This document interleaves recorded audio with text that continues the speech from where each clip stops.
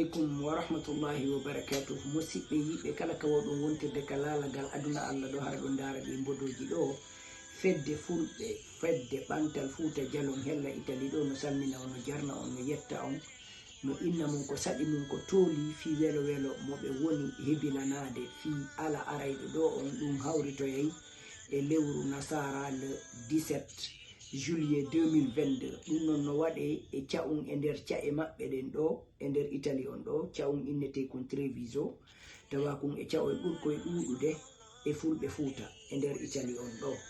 hay ko teddungal e mum kala tawɗo no tawa e baba maaki no faala wurnitude fina tawaji men ɗin, no tawa e naamuji men ɗin no faala wurnitude ɗum ɗon, walla o wurano ɗum ɗo no faala wurde ɗum ɗo woni ɓiɓɓe men heɓaɓe ɗo ɓen. haray ko ɗum woni anniye nde fedde ɓantal Fuuta Jalon hella Italie ɗo ko fi wurnitugol ɗiɗo piiji ɗo. kala tawɗo no mari anniye mum no faala no mari feere no e ndiɗo leydi walla ko wawata wontirde e nder aduna Allah fof, hala mo rewi ka leydi amen ndin ga Italie ɗo, haray ko saɗi makko ko tooli argol tawi o welo welo men ɗo.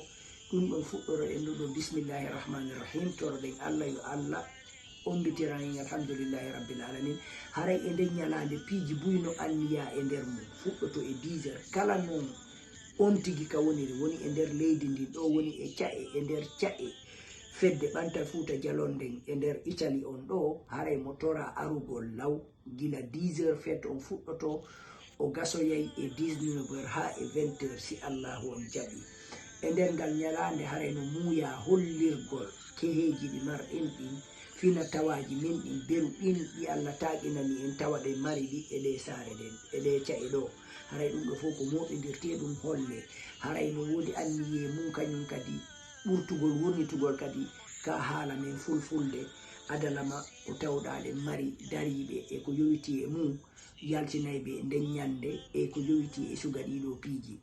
e piiji buy kañum kadi waɗete kañum kadi ko innete wangagol, ko innete défilé, ɗin ɗon piiji fof waɗete nder ɗon, waɗe ɓuro e nder ɗon, waɗe ɓurodiral kañum kadi e ɓurɗo wattade naamuji men ɗin walla conki africain en général.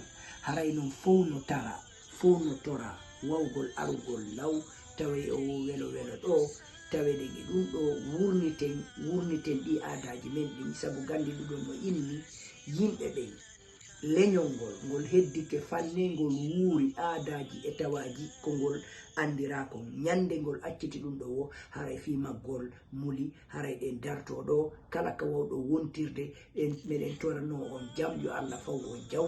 meɗen inna on ha ñande fottugol men ngol. salamullahi aleykum wa rahmatuhu wa barakatuh.